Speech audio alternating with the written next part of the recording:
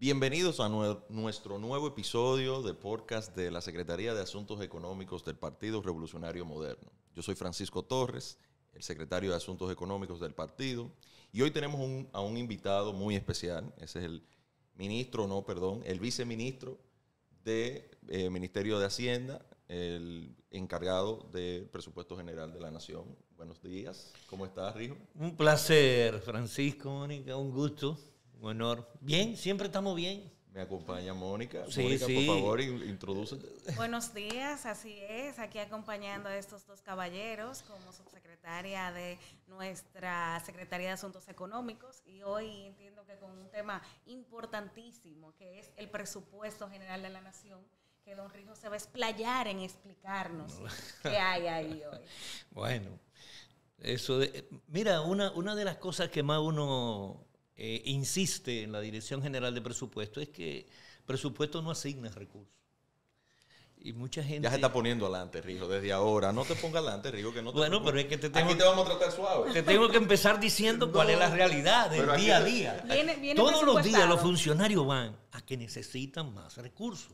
Bien, yo quiero que tú nos cuentes, porque este episodio y esta nueva iniciativa de la Secretaría es para tratar de explicarle principalmente a nuestra afiliación y nuestra militancia qué se ha hecho en materias económicas desde el gobierno, pero de una forma sencilla, de una forma que se pueda entender, de la mejor forma que podamos explicarlo, y tratar de que esa misma militancia pueda sentirse orgulloso de lo que ha sido este gobierno del cambio, el gobierno del presidente Luis Abinader, que para nosotros ha sido un cambio de la noche a la mañana. Y queremos llevarte a esos primeros días del año 2020 y tú nos expliques en breve cómo, cuando tú llegaste, qué encontraste, qué viste dentro de tu institución, cómo se hacían las cosas en ese momento y qué hemos ido mejorando con el tiempo, porque no se puede hacer una revolución. Obviamente, además encontramos ya un presupuesto en ejecución. Entonces, y quiero que le explique qué es eso, qué es un presupuesto en ejecución. Quiero que le explique cuándo se produce el presupuesto, en qué fecha y cómo se elabora. ¿Quién asigna? ¿Quién es el que asigna o cómo se llega a eso? Danos una pincelada, pero llévanos a esa época. Estábamos cerrados, pandemia, porque a las personas a veces se le olvida que comenzamos por ahí. Bueno, indudablemente que la coyuntura ha sido demasiado desafiante para todos nosotros, porque, como muy bien dice, llegamos en un mundo cerrado. No un país cerrado, un mundo cerrado, atrapado por un gobierno anterior que había constituido todo un sistema de corrupción e impunidad por los partidos que lo dominaban, y que nos obligaba desde el primer día a hacer una gran transformación al presupuesto que encontramos ya ejecutado prácticamente. Por eso tuvimos que hacer en 15 días una modificación a la Ley de Presupuesto General del Estado del año 2020 para poder atender aquellos programas de fase, PATI, quédate en casa, ¿no? Iniciar todo un proceso de apertura, buscar alternativas para la vacunación, el gran plan de vacunación. Y eso nos llevó entonces ya a diciembre con una realidad un poco más de menos incertidumbre. Porque es bueno significar también que como llegamos el 16 de agosto, el proyecto de ley de presupuesto general del Estado tiene que ser entregado antes del 1 de octubre. Por lo tanto, teníamos 45 días para formular el presupuesto del 21 con una incertidumbre, porque no sabíamos qué iba a pasar, si iba a haber vacunas, si no iba a haber. Y desde disponer entonces de recursos para poder mitigar toda la crisis de COVID-19, y tuvimos que hacer un esfuerzo fiscal muy grande.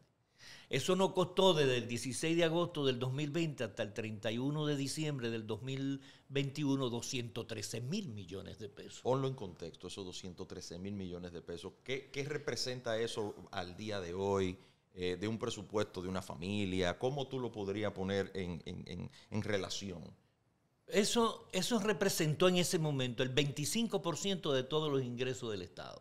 Es decir, que de cada 100 pesos de impuestos que se pagó, 25 tuvimos que dedicarlo a mitigar el problema de la pandemia. Y eso nos permitió abrir, indudablemente, todo el plan turístico, impulsar el turismo, crear un mecanismo de seguro al turista que viniera, con posibilidad de ser atendido en los hoteles si le daba COVID.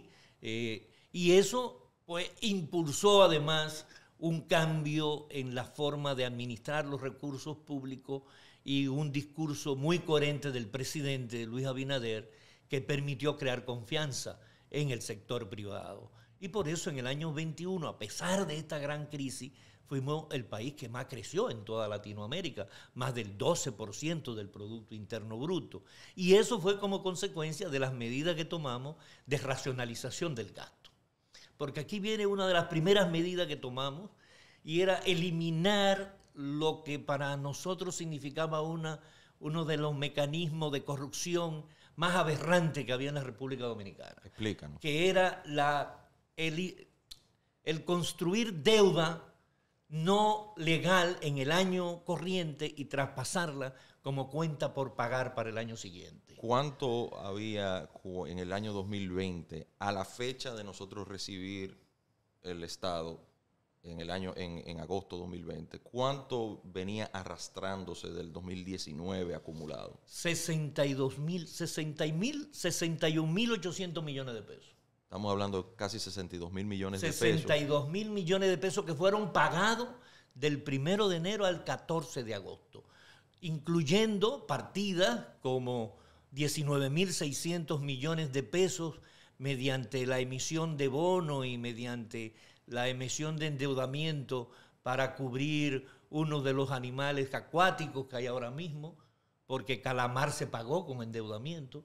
Todo el problema del asfalto, del hormigón asfáltico caliente se pagó con endeudamiento, porque es bueno significar que esos 61.800 millones de pesos se pagaron con endeudamiento.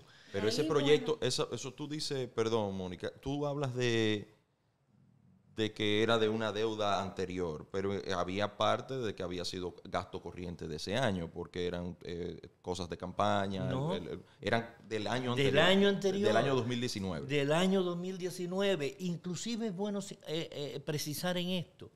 ¿Qué es una deuda administrativa? Una deuda administrativa es la ejecución de un bien o un servicio sin tener presupuesto.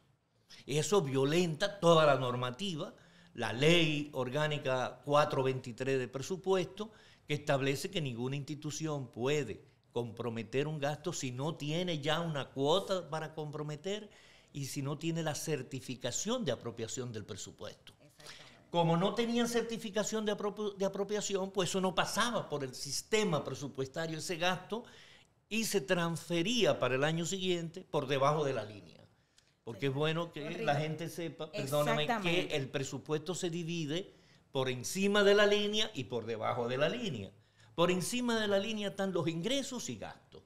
La diferencia entre ingresos y gastos debería darnos un superávit, ¿no? Pero lamentablemente venimos arrastrando desde el 2008 un nivel de déficit acumulado que nos obliga a seguir teniendo déficit. De ingreso menos gasto da un déficit. Ahora, por debajo de la línea es que yo necesito pagar de la deuda vieja y cuánto necesito entonces financiar para cubrir el déficit y pagar la deuda vieja, ¿no? Que son las fuentes financieras. Y ese, cuando yo pongo por debajo de la línea un monto a pagar, una cuenta por pagar, debería de tener todo un soporte de esa deuda, pero no había un soporte. Claro. Y esa deuda era una deuda ilegal. Para que tengamos una idea, en el 2005 esa deuda administrativa andaba por 530 millones de pesos.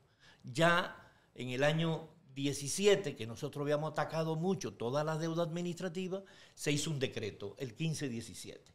Y ese 1517, es decir, el decreto 15 del año 2017 del gobierno de la Fuerza del Pueblo y del PLD, pues hicieron este decreto para que se cumpliera con la ley, ¿no? Ahí bajó a 13.000 millones de pesos la deuda, pero sin embargo ahí subió porque en el 18 subió a más de 45.000, en el 19 a más de 56.000 y ya en el 2020 a 62.000.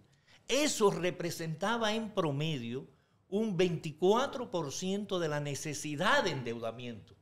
Es decir, que nos estábamos endeudando para pagar deudas ilegales. ¿Cuánto representó la deuda administrativa que llenaba las condiciones legales el año pasado? El 1% del endeudamiento.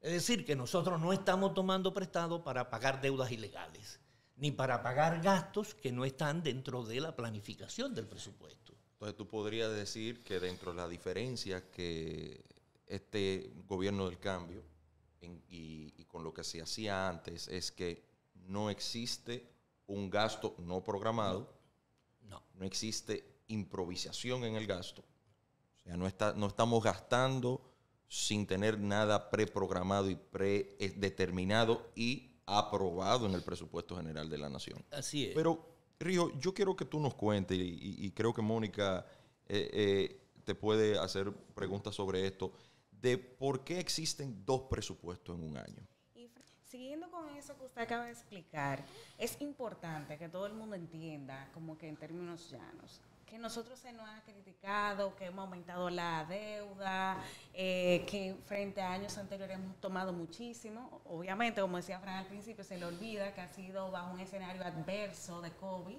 que si bien es cierto, hemos hecho una gran inversión, es lo que nos tiene hoy en día aquí, ¿verdad? Parados. Eso de tomar, señores, deuda de un año que todavía no ha iniciado, que es ilegal, usted dijo que representaba en tantos millones, con saltos altos. Repítale y explique lo que hemos arrastrado y lo que en menos de un año fue pagado de deuda anterior. Mire, nosotros queremos... ¿Qué pasa con el presupuesto? ¿Qué era lo que pasaba antes? Que el portal de compra y contrataciones no se leía con el portal del Sistema de Información de Gestión Financiera del Estado, el SIGEF. Como no se leían, tú podías hacer una licitación amañada sin presupuesto. Ahora, ninguna institución puede elevar una licitación a compra si no tiene la certificación de presupuesto en el sistema, porque ahora se leen. Y eso le da una seguridad al suplidor de que va a recibir su dinero porque está presupuestado lo que se está comprando, lo que se va a vender, bienes o servicios. Eso no sucedía. Y por eso se generaba ese tipo de compromiso del Estado sin pasar por el sistema de la administración financiera del Estado.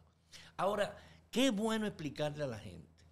Nosotros, para este año, teníamos presupuestado por ingresos de impuestos 980.000 millones de pesos. De impuestos, de DGI, DGA, 980.000 millones. De entrada, al formular el presupuesto, de entrada tenemos que disponer el 4% para el Ministerio de Educación. Eso significan 275.000 millones de pesos. ¿Cuánto de esos 900.000 millones de pesos, 980.000 millones de pesos, cuánto era el por ciento? El 20%. 20%. 20%. Pero a esos 275.000 tenemos que agregarle 225.000 millones de pesos de intereses de la deuda vieja. Toda la deuda. ¿Ya cuánto van? 500. Así es. Pero para dar ese escudo de protección social integral que se creó para proteger a los más vulnerables, para combatir la pandemia y para combatir el impacto externo de la guerra de Ucrania y Rusia, nosotros tenemos que disponer de 200.000 millones de pesos para el subsidio eléctrico, subsidio a los combustibles, los subsidios sociales y las pensiones. Es decir, ya van 700.000 millones de pesos comprometidos de entrada. 137.000 millones de pesos para el Ministerio de Salud. Ya van 837.000 millones. Más 155.000 millones de la deuda vieja, ya se fueron los 980.000 millones de pesos de impuestos. No le hemos dado nada en cinco renglones. Y No no se le le ha hemos dado dado a un nadie. peso a nadie. La gente quiere más seguridad, necesitamos más dinero para la policía. La gente quiere más salud, tenemos que aumentar la inversión en salud. Pero la gente quiere más infraestructura, más carreteras, más hospitales, más escuelas, más centros de atención primaria en salud. Es decir, todos queremos mejor calidad de vida. Entonces, ¿qué hacemos? Cerramos el país. Entonces, nos hemos visto en la necesidad, como consecuencia de la violación a la Ley de Estrategia Nacional de Desarrollo en el año 2015. Porque de acuerdo a la ley, el 1 de enero del 2015 debimos haber tenido un pacto fiscal. Y ese pacto fiscal lo primero que obligaba era a la racionalización del gasto. Es decir, a utilizar los recursos para lo que realmente demanda la sociedad, que les resuelvan sus necesidades. ¿Y qué pasó? Bueno, que como el PLD de Danilo y de Leonel en el 2015 estaban por la reelección en el 16, afectaron el futuro de la población, sacrificaron el futuro para beneficiarse en materia de reelección, porque eso iba a tener un impacto si había una racionalización del gasto. Y esa es nuestra realidad. Entonces estamos obligados con los pocos recursos que tenemos, administrarlo lo mejor posible, a tratar de que la asignación y la ejecución de los gastos sean de la manera más eficaz y eficiente, ¿no? Así es. Y cuando usted dice en ese recuento de los 980 millones que se fueron prácticamente en nada, mencionó 2 rubros de deuda.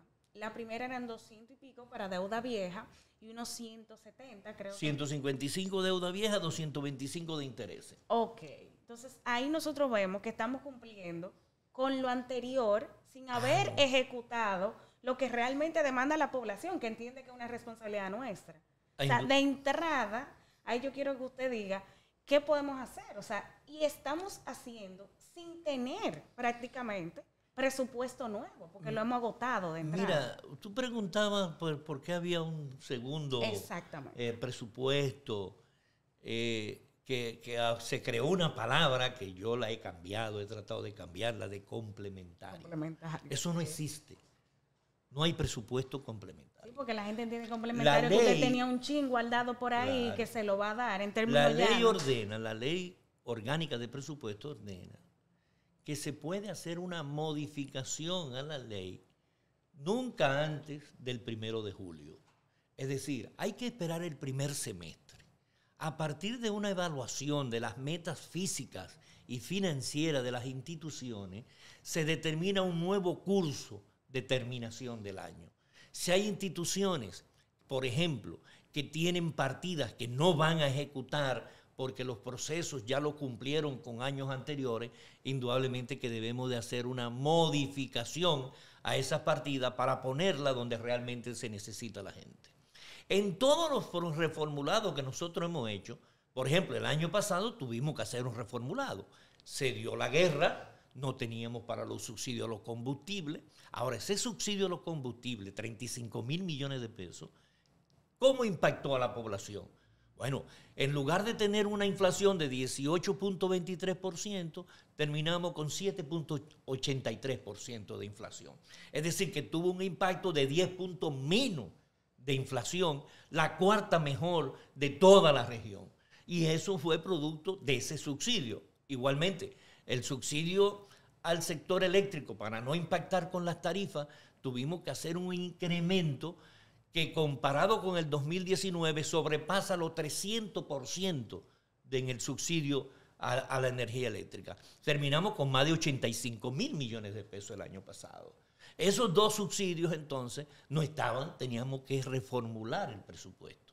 Y encima de eso nos llegó Fiona. Nos llegó Fiona, la tormenta Fiona. Y después nos llegó la inundación del Distrito Nacional. Y pudimos cubrir todo eso sin necesidad de aumentar el financiamiento que nos había aprobado el Congreso. Al contrario, el Congreso no había aprobado un monto de financiamiento y lo disminuimos en 60.000 millones de pesos. Es decir, que tuvimos que, a pesar de la crisis de la guerra, a pesar de Fiona, a pesar de las inundaciones del distrito, nosotros tuvimos necesidad de tomar menos dinero prestado que lo que nos había aprobado el Congreso.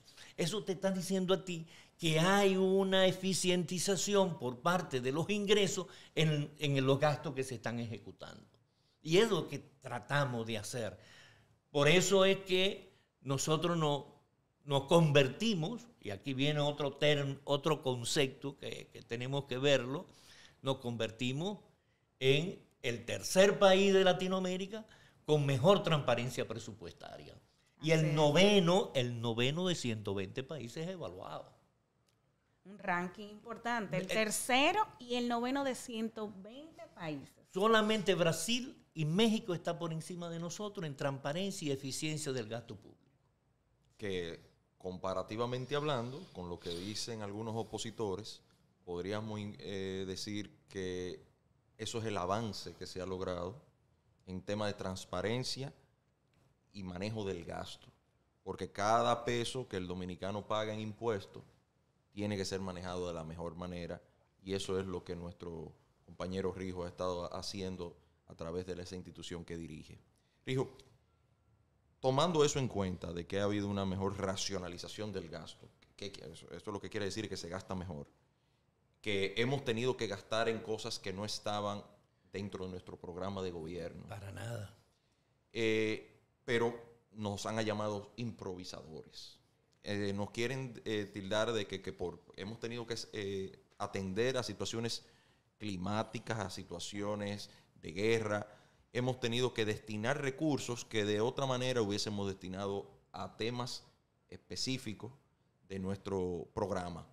Tú que estuviste ahí en la elaboración de ese dicho programa, tú que tuviste que ver con la forma de mejorar esta transparencia del gasto, ¿qué nos puedes decir que nos viene ahora en el año 2024, luego de vamos a decir, 3 años lidiando con problemas, pero todavía tenemos un problema estructural, como tú bien acabas de decir, que es un tema de que no tenemos los ingresos suficientes para poder cubrir un sinnúmero de deudas que se tomó por muchos años sin tener esa racionalización del gasto? O sea, hoy en día tenemos que pagar los platos rotos de malgobiernos anteriores. Con algo importante, Fran y Moni, y es que nosotros estábamos en cicla en junio del 2020, porque para Fitch Rating, la calificadora de riesgo, y para Moody's estábamos negativos.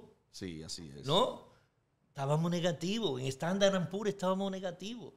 Y hoy en día nosotros estamos a un paso de convertir nuestro grado de inversión por la evaluación que nos están dando la calificadora. Ya estamos de positivo, pasamos estable y ya era el punto de grado de inversión, que ningún país lo ha conseguido en menos de 10 años. Entonces, es bueno precisar eso, claro, ¿no? Claro, pero quiero que tú vuelvas y me tomes el tema de, o sea, ¿qué hemos logrado, a pesar de las adversidades, qué hemos logrado de aquel programa de gobierno del presidente Abinader que se presentó a la población y que nuestros militantes abrazaron? ¿Qué hemos logrado a pesar de las adversidades?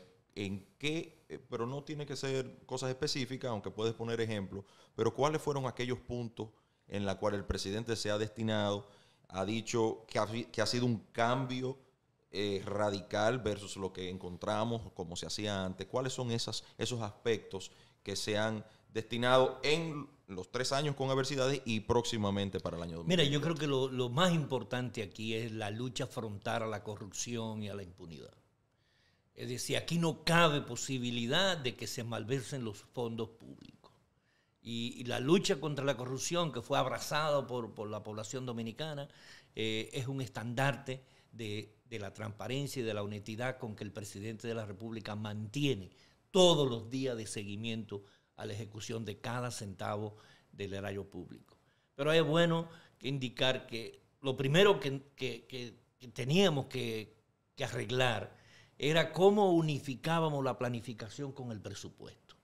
Y desde que llegamos hicimos una mesa técnica con el Ministerio de Economía, Planificación y Desarrollo, precisamente que encabezaba en ese momento Miguel Seara, que fue de lo que estuvo todo desarrollando. Y uno de los objetivos era cómo nosotros logramos la institucionalidad del país, ¿no? Y esa institucionalidad tenía que venir de forma tal que lo que se planificara se pudiera ejecutar.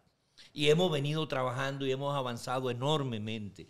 Abrir un concepto del programa de gobierno, y es que donde hay que invertir es donde la gente reside.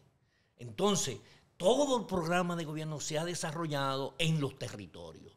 Hay inversiones específicas en los territorios para mejorar la calidad de vida de la gente. Por eso, ¿cuáles han sido las prioridades? Las prioridades han sido agua, porque el agua es vida, ¿no?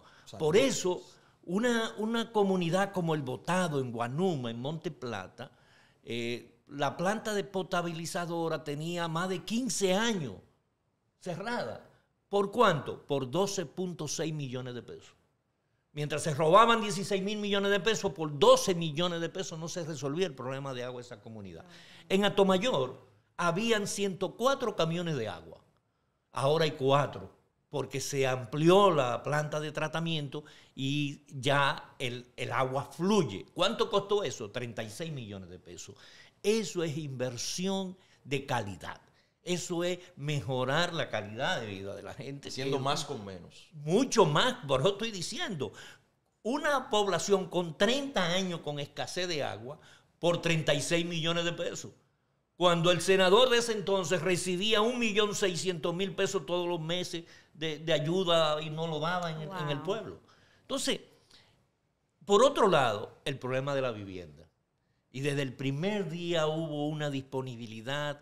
Desde agosto, cuando hicimos la modificación en 15 días del presupuesto, se dispuso de 6.000 millones de pesos para todo el programa de vivienda social.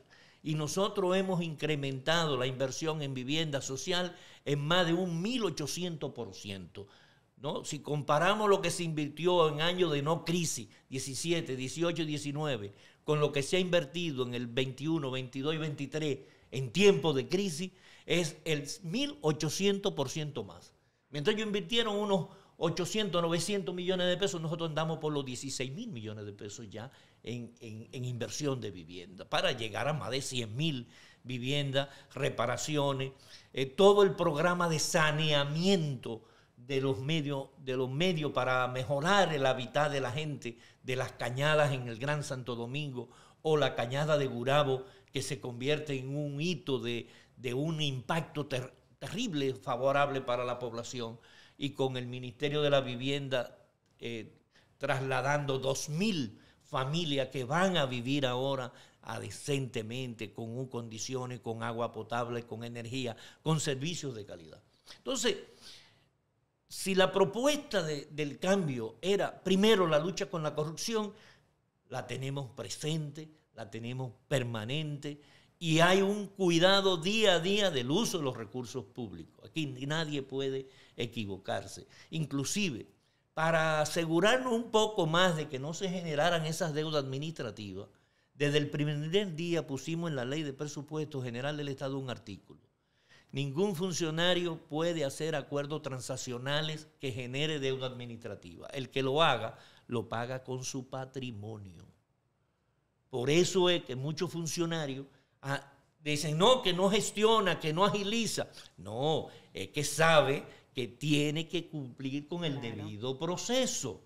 No puede contratar remodélame esto que después aparece el dinero. No, tiene que hacer la licitación, tiene que tener los recursos para pagarlo. Tiene que tener una aprobación de presupuesto. Tiene que tener una aprobación de presupuesto. Es importante eso que usted menciona, porque aparte de, como decía Frank, que en algunos momentos nos han llamado improvisadores, y que es bueno que hemos desmontado eso, también nos llaman a lo mejor un poco lentos a la hora de ejecutar, o que no hacemos una respuesta rápida a las necesidades. Es bueno que la gente entienda de ese proceso que cada ministerio tiene que agotar, que hace que realmente estemos cumpliendo con lo que prometimos. Transparencia, que tengamos una brecha prácticamente cero en términos de corrupción administrativa. Esos procesos que deben agotarse, explíquele a la gente que no es tan fácil que usted llegue y ejecute, y que nosotros, con adversidades que no están presupuestadas, que no están previstas, hemos podido lograr hacerle frente a eso. Bueno, mira, cuando llegamos, indudablemente para tú hacer un proyecto de inversión tiene que pasar por tener lo que se llama el código SNIP, que es el Código del Sistema Nacional de Inversión Pública, que lo otorga el Ministerio de Economía, Planificación y Desarrollo. Como llegamos en agosto, no tuvimos tiempo de elaborar código SNIP para el año 2021, porque teníamos 45 días. Es decir, no había forma de incorporar nuevos proyectos en el presupuesto del 21. Tuvimos que montarnos entonces en todos los contratos ya existentes en el ministerio que tenían código SNIP, como las 700 escuelas que estaban paralizadas desde el año 2012, 2013, 2014, ¿no? Construcciones de carreteras, construcciones.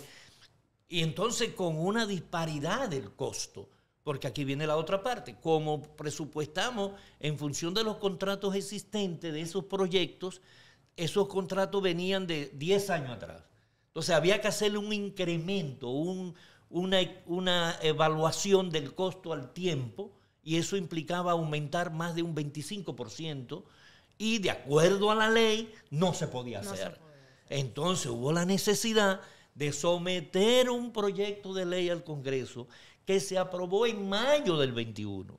Mientras no se aprobó esa ley que permitiera hacer un equilibrio económico de las obras más allá del 25%, no se podían iniciar.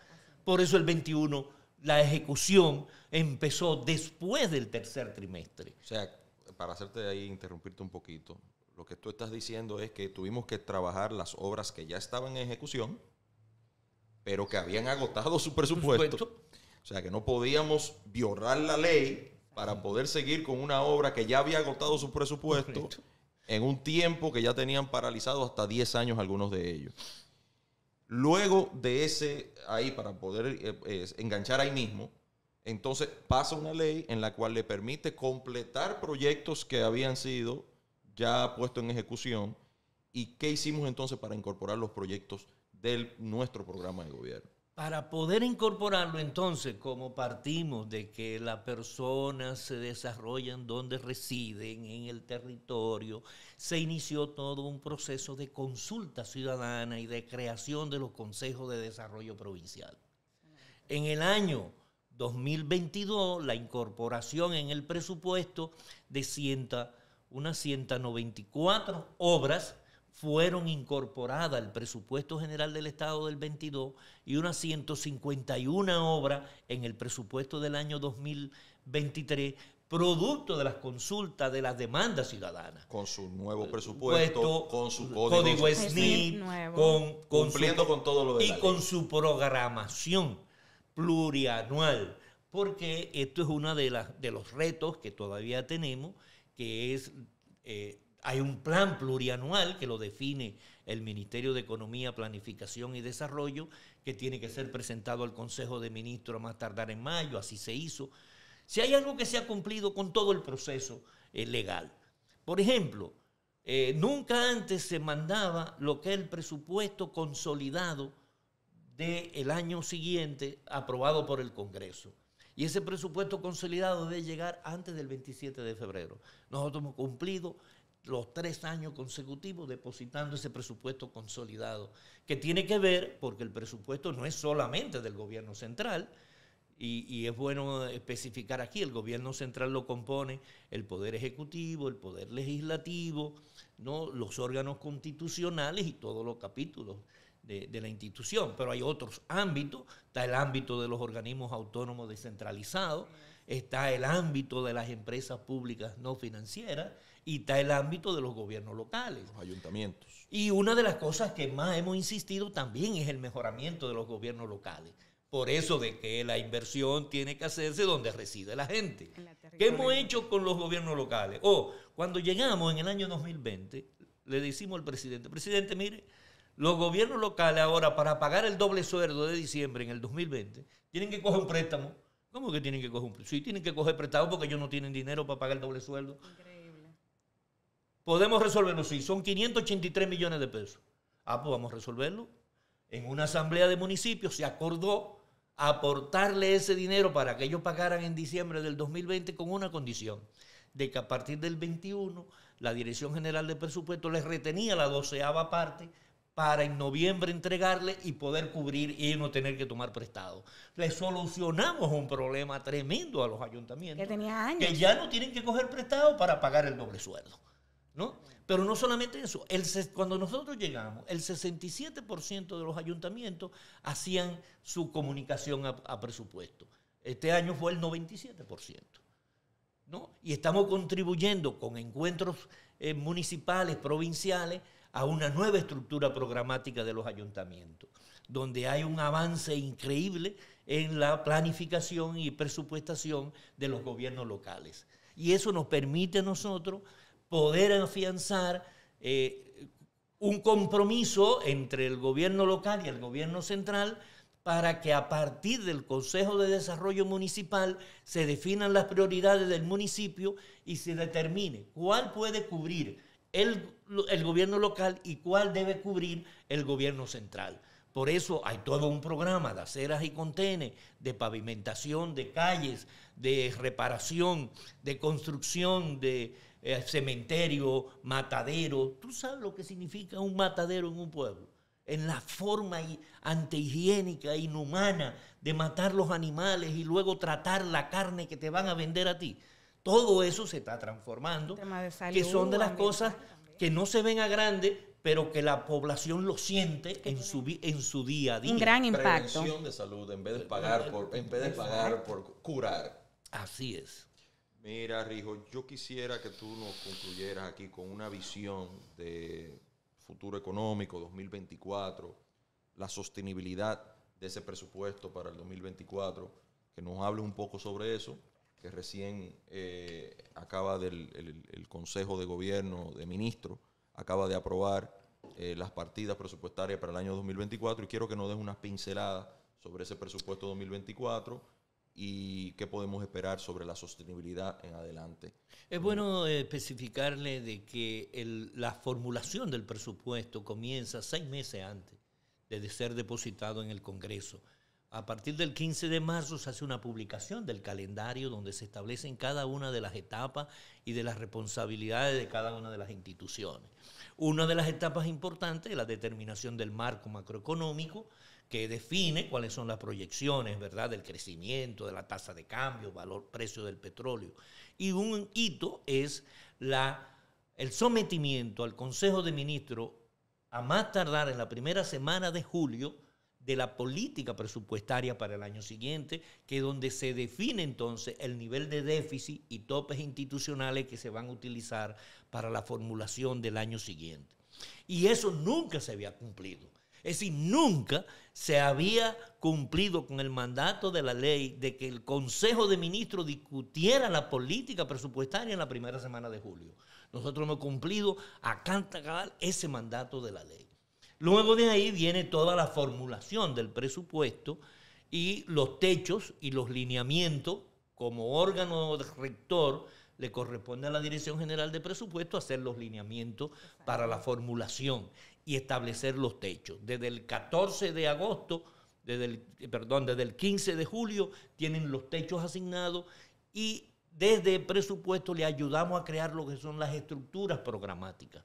Es decir, qué insumo tú tienes, qué proceso va a llevar, qué productos tú vas a ofertar, qué bienes y servicios le va a dar a la ciudadanía y cuál es el impacto, qué resultado vamos a obtener. Porque nosotros estamos transformando el presupuesto de financiero a un presupuesto físico. No es cuánto yo te doy, es cuántas personas logran tener acceso al agua potable, cuántas personas vacunamos, cuántas personas sacamos de la pobreza. Es decir, metas evaluables, y es una de las responsabilidades de la dirección hacer la evaluación física financiera de todo el gobierno central. Entonces, bajo el esquema que tenemos de un déficit de 3.1, las instituciones están obligadas a hacer un ajuste significativo porque de entrada volvemos otra vez para el año 2024 con la misma rigidez del año 2023 y del 2022 y del 2021. Tenemos 1.076.000 millones de ingresos por impuesto y el 90% de eso se lo llevan los 5 renglones que mencionamos ahorita, los mismos 5 renglones. Por lo tanto, tenemos que hacer una especialización mayor de los recursos para el 24.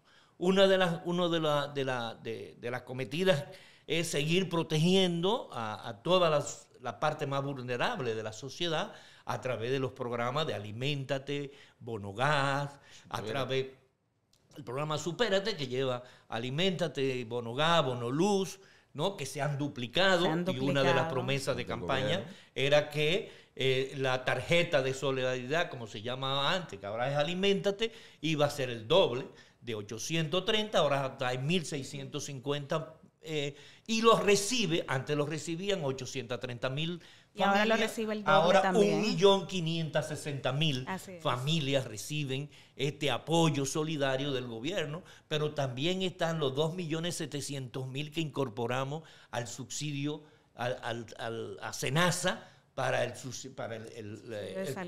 subsidio a la salud, ¿no? Para el subsidiado, la contribución para el subsidiado, pero también hemos incrementado de unos 3.000 millones a unos 8.000 millones el aporte a combatir, ayudar a las personas más necesitadas con enfermedades de alto costo, ¿no? Que es otro problema. Tenemos que promediar para el año que viene alrededor de 10.000 millones de pesos para el subsidio de los combustibles, porque el precio del petróleo sigue pasando por encima de la barrera del 80, ya estamos casi en 90 dólares el barril. Igualmente el subsidio eléctrico, que debería andar por alrededor de los 92.000 millones de pesos, hemos tenido que ajustarlo a unos 85.000 millones de pesos, es decir, y todavía probable que tengamos mucho esfuerzo fiscal por parte del subsidio eléctrico. Seguimos invirtiendo en vivienda, con el plan de las 2.000 viviendas de Hato del Yaque, con las 2.000 viviendas de San Luis, Hato del Padre, es decir, con todo el plan de recuperación. Una cosa importantísima que la gente no se ve mucho, pero que tiene un valor increíble para las personas, que es la titulación de su terreno, la titulación de su casa, ¿no? Es decir, ya llevamos más de 61.000 familias tituladas, ¿no? Con apenas 700 millones de pesos invertidos, porque eso es lo bueno. ¿Cuánto le costaría a una persona, con todo el procedimiento que hay que hacer para titular un terreno? Y asumir ese gasto. Los gastos oscilan. Cada uno de esos títulos otorgados oscila entre 50.000 y 80.000 pesos solamente de costo de burocracia. De burocracia. Y nosotros lo hemos logrado bajándole y dándole esa oportunidad a la gente de que pueda ser un agente de crédito. Claro. Porque cuando tú tienes tu propiedad, tú tienes una propiedad que puede poner en garantía, que puede iniciar un proceso. Y por eso, otra de las alternativas, de los impactos y de la mejoría que tenemos que seguir haciendo es con la generación de empleo. Por eso hay un aporte significativo para la micro, pequeña y mediana empresa, fortaleciendo todo el programa RD Trabaja con el Ministerio de Trabajo y el impulso a los emprendedores para lograr mayor oportunidad de empleo. Por el lado de la seguridad ciudadana, seguimos fortaleciendo todo el plan policial, de la reforma policial. Otra de las promesas del presidente era que ningún policía ni militar podía ganar menos de $500.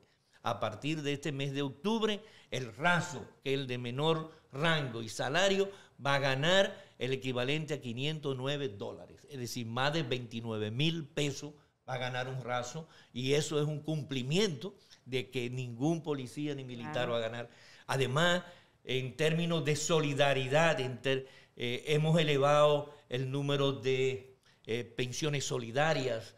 Habían casi 1.000 cañeros que tenían años peleando porque se les dieran una pensión, ya están pensionados, ¿no? Había más de 6.700 ex militares, descendientes de muertos, de fallecidos, de militares, viudas, que estaban recibiendo pensiones de 3,000, 4,000, 5,000 pesos y se les llevó a 10,000 pesos. Los médicos que tenían años recibiendo pensiones de 15, 12,000 y 18,000 pesos, se les llevó a una pensión mínima de 50,000 pesos. Es decir, que a través del programa de pensiones se ha ido dignificando también a la vejez, porque ahí es que cuando más dinero se necesita. Porque lamentablemente por 20 años se violó la ley que crea el sistema de la seguridad social dominicana, que no permitió crear un sistema realmente atendiendo a la atención primaria en salud, que era lo importante. Como tampoco en educación se priorizó por donde debió de haber empezado el 4%, que es por educación inicial, y ahí se está impulsando la educación inicial, que es donde realmente comienza el desarrollo del niño, de 0 a 5 años. Y hay una gran inversión de obras en educación, pero para la educación inicial y para la formación técnico-profesional. Es decir, estamos abarcando todos los renglones sociales, porque lo que impacta es para qué se gasta. Es lo que se llama la clasificación funcional del gasto, donde los servicios sociales son los fundamentales. Así es.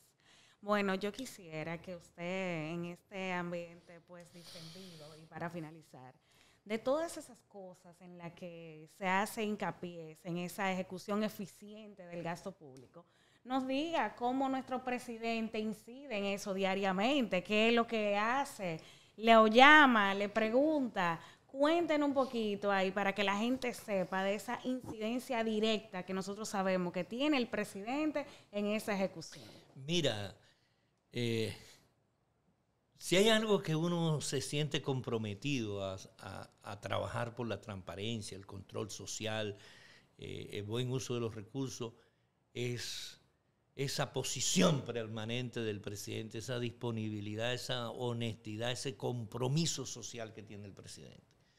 El presidente es capaz de mandarnos, en estos días nos mandó algo, y perdonen la indiscreción que voy a hacer, perdónenme, presidente, pero a las 2:15 de la noche me mandó un asunto. Yo reviso y a las 12:40 le digo, presidente, no hay problema, eso está contemplado, podemos resolverlo rápidamente, ¿no?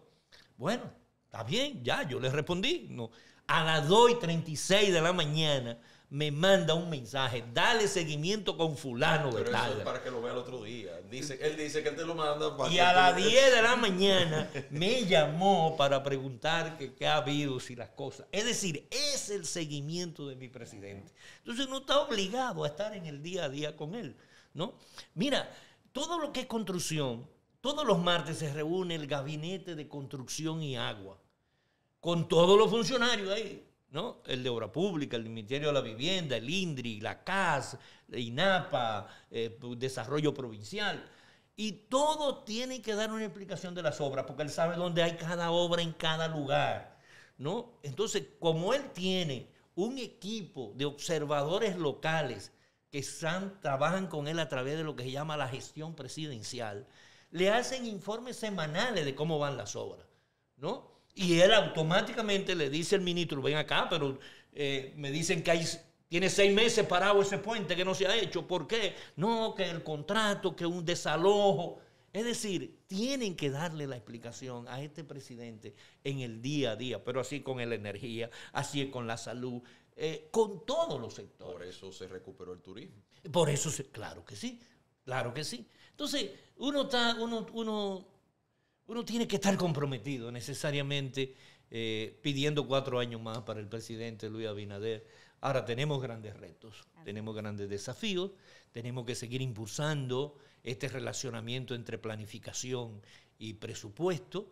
Por eso nosotros hemos, a través del Banco Interamericano de Desarrollo, estamos organizando, preparando todo un proyecto de un nuevo sistema de gestión financiera del Estado para un presupuesto plurianual y por resultado en un módulo dinámico. Eso nos va a permitir a nosotros hacer una planificación plurianual de forma tal que y un presupuesto plurianual de forma tal que los presupuestos cada año lo que sea es actualizar. Tú vas a tener que hacer tu plan de recursos humanos por 4 años colocarlo en el sistema e irse adecuando año a año.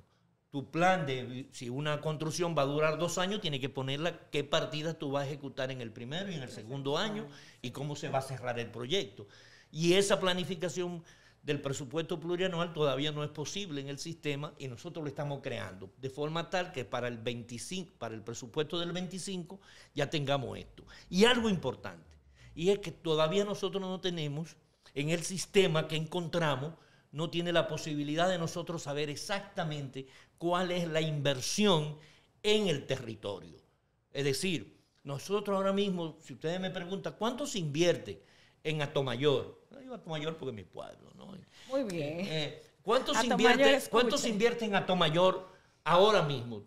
La gente dice, no, los proyectos de inversión, la Universidad Autónoma de Santo Domingo, que va a terminar en diciembre, la carretera Atomayor, el puerto Vallaguana, la carretera Atomayor Sabana de la Mar, los play de Palmilla, de Paso Cibao, la rehabilitación de la planta de tratamiento de agua, el acueducto de Sabana de la Mar. Es decir, te digo, pero esa no es la total inversión que se hace el Estado.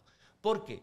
Porque tenemos que saber cuánto se gasta en educación. ¿Cuál es la inversión en educación? ¿Cuánto maestro hay? ¿Cuánto área administrativa? ¿Cuánto mantenimiento hay que darle a las escuelas? Y eso es inversión. Pero esa inversión en Atomayor no la podemos detectar. Es decir, lo que se llama el clasificador geográfico. Pero tampoco sabemos cuánto se gasta en electricidad, cuánto se gasta en seguridad ciudadana, cuánto policía hay, en salud, porque todo eso está centralizado del gasto, se paga desde la sede central y no lo podemos ubicar. Ahora, con este nuevo sistema de presupuesto que estamos desarrollando para después del 24, comenzar a aplicarlo, no va a permitir hacer eso. Y vamos a ser más eficientes de esa manera. Excelente. Creo, Rijo, que con eso nosotros nos responde la última pregunta que teníamos, que sería cuál era ese mensaje a futuro y cuáles serían esas perspectivas. Ahora, hay algo que yo no quiero dejar de pedirle, ¿no? Si hay algo que nosotros nos hemos preocupado es por la transparencia. Y desde el primer día en nuestro plan estratégico incluimos un eje fundamental, que es el de transparencia y control social. Y yo no puedo dejar de mencionar lo que ha significado el control social, lo que ha significado el poner el presupuesto a ser expresado de manera lo más pedagógicamente posible. Por eso nosotros invitamos que visiten nuestras redes, la dirección digepre.gov.do. Usted va a encontrar lo que nunca había en presupuesto, que es una ejecución diaria macro, es decir, de ingresos, gastos, financiamiento, de aplicaciones diarios, un informe semanal de cuánto se ha ejecutado desde el 1 de enero hasta el viernes último antes de ese martes. Todos los martes, la notificación de los martes. A un nivel que usted puede, a través de un ejercicio, de una tabla dinámica, usted puede llegar hasta cuánto gasta una institución en papel higiénico, cuánto gasta en gasoil, en gasolina.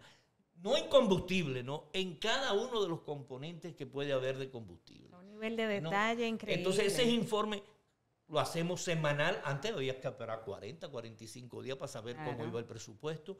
Reporte mensual, reporte trimestral, semestral, anual, consolidación, infografía, el presupuesto ciudadano y algo que hemos venido desarrollando, que son los encuentros ciudadanos, que es donde reunimos a los grupos de presión, ¿no? Foro Ciudadano, que Ciudad Alternativa, que Participación Ciudadana, Mujeres en Desarrollo, los centros en las provincias, con los gremios, con las academias, discutiendo el presupuesto, explicando, porque para hablar de presupuesto, señores, hay que conocer de presupuesto. Bueno, Rijo, muchísimas gracias de verdad por acatar esta invitación. Nos agradece que no tenemos más tiempo, pero creo que hemos logrado un buen aprendizaje para toda nuestra militancia y el público en general que también nos quiera dar seguimiento a través de nuestras redes en la Secretaría de Asuntos Económicos del Partido Revolucionario Moderno. Para nosotros fue un grato honor tenerte aquí esta mañana. Queremos contar con tu apoyo. Derecho a saber. Por favor, que eso es una de las redes más seguidas, de los tuiteros más prolíferos que existen en el mundo de las redes sociales, que el señor Rijo siempre ha estado ahí. Lo único que ahora el derecho a saber está en Digepref RD. Ah, perfecto. Pues ahí Muchas los invitamos gracias, a que lo un sigan. Gracias. Los espero en mi podcast. Claro, ¿no? claro que sí. Cuando Presupuesto más que cifra. Ah, mira qué Perfecto, bien. ya tenemos una invitación formal a ese podcast. No, muchísimas gracias, don Rijo, y nuevamente pues invitarlo a ustedes desde presupuesto también a darle seguimiento a nuestras redes para que podamos compartir esas informaciones importantes, que definitivamente veo que ambas partes tenemos ahí cosas importantes. Invitar a todo el público que con este primer episodio pues pueda darle seguimiento a esas redes, donde desde la nuestra tenemos todos esos numeritos que usted dijo ahí hoy, muy aplatanados, señores, a cómo significa un subsidio de gas, de combustible en precio al día de hoy, por citar un ejemplo. Invitarlos a que sigan esas redes y que vean de manera clara todo lo que hemos hablado hoy. Muchas gracias.